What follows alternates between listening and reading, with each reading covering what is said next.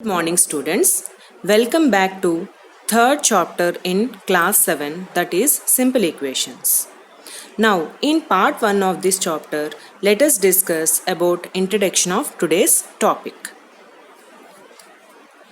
Before entering into this topic, I'll ask you few questions. In arithmetic, we come across some statements like this. Sum of 5 and 3. How to write this? Sum means result of addition. So it can be written as 5 plus 3. Now see the next example. Subtract 4 from 10.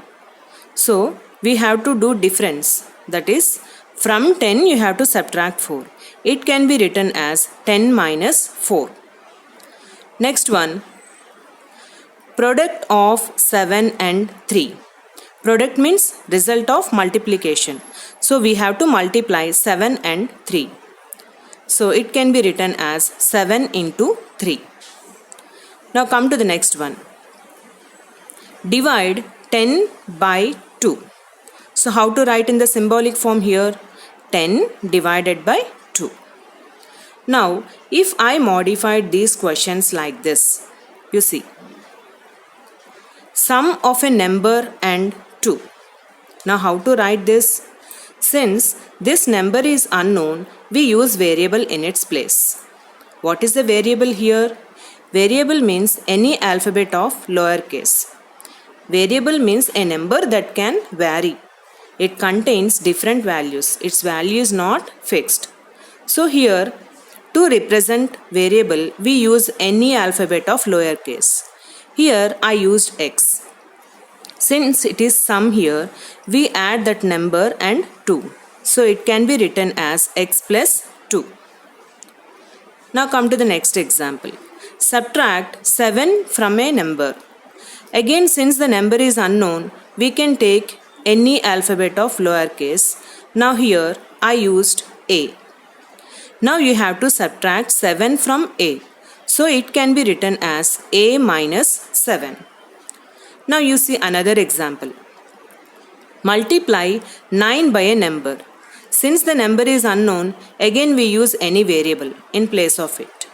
So here I used m. So here multiply 9 by m means it can be written as 9m. Generally no need to use multiplication symbol when we are multiplying by a variable. 9m means here 9 is multiplied by m. It means. Next one. Divide a number by 6. Again we have unknown here. So let us represent by any variable. I used here p. So how can we write this? P divided by 6. Or we can write as p by 6. Now here, what do you observe from this? See the left side. Mathematical expressions. All these mathematical expressions are formed by using numbers. So they are called as numerical expressions because numbers are involved in this. Now you see here, variable is involved in every case. So here in this statement, since the variable is involved, we can call it as algebraic expressions. Do you understand the difference here? All these are numerical expressions. Here since the variable is involved, we called all these as algebraic expressions. Now here x is there, here a, here m, here p. So here in every case we can find variable. So these are called algebraic expressions. Now here you have one interesting statement. Sum of a number and 5 is equal to 8. Now let us break into two parts here. Again here a number. Since this number is unknown, again we use variable. I used here x. Since it is sum here, we add x and 5. It can be written as x plus 5. Is equal to means write equal to symbol and write 8. Now tell me, is it an expression? No. Since it has equal to sign here, it is called as equation. What we can call? It's an equation. Two algebraic expressions are here joined by symbol equal to. So we can call it is as equation.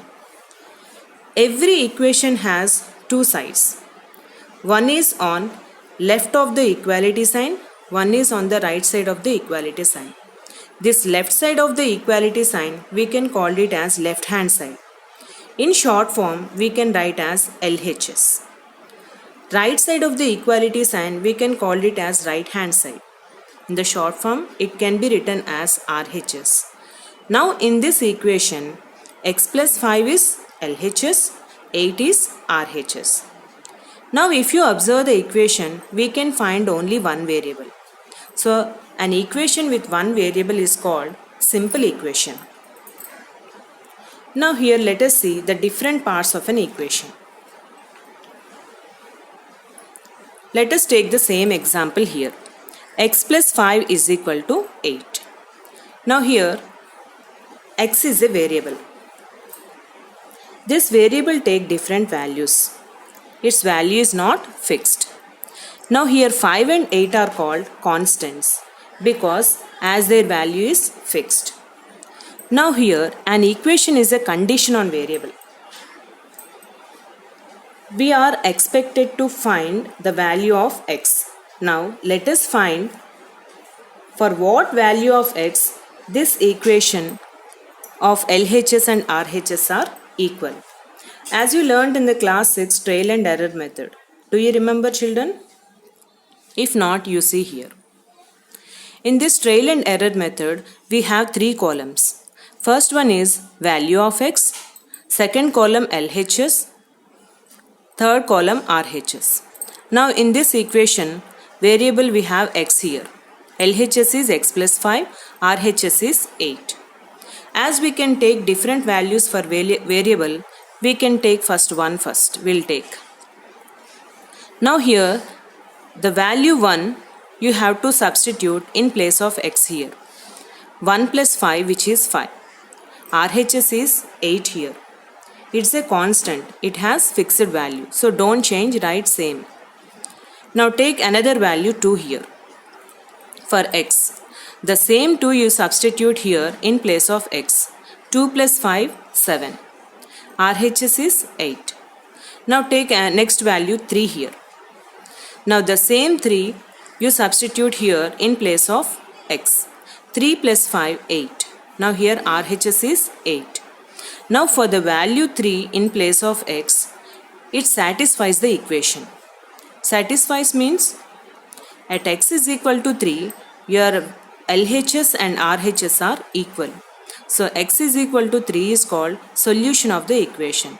This solution is also called as root of an equation. Like this you can take different values. For what value of x it satisfies the equation, that is called as solution. Now let us consider another example. 3m is equal to 15. Now again the same way you take 3 columns. Here variable is m here. Value of m, your LHS is 3m, RHS is 15. Now consider different values for the variable m. First take 1 here. This one you substitute in this LHS. 3m means 3 is multiplied by m. So 3 into 1, which is 3. Your RHS is 15.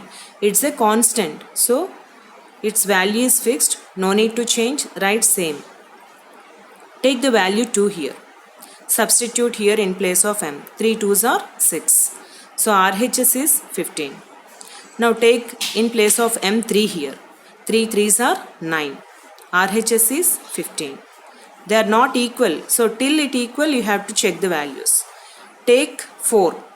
3 4s are 12. RHS is 15. Now take the value 5 here. 3 5s are 15. RHS is 15. So for 5 in place of m, it satisfies the equation. Satisfies means I said already. At m5, at m value 5, LHS and RHS are equal. So m is equal to 5 is called solution of the equation. So going on you have to take the values till it satisfies. where in for which value it satisfies, that is called the solution of the equation. This is the way we can solve the equations using trial and error method. Already you learned in class 6. Once again we revised all this. So the same model sums you have in this chapter in exercise 1. Same sums I will give you as homework. Children, you have to finish. With this, I end today's session. Thank you.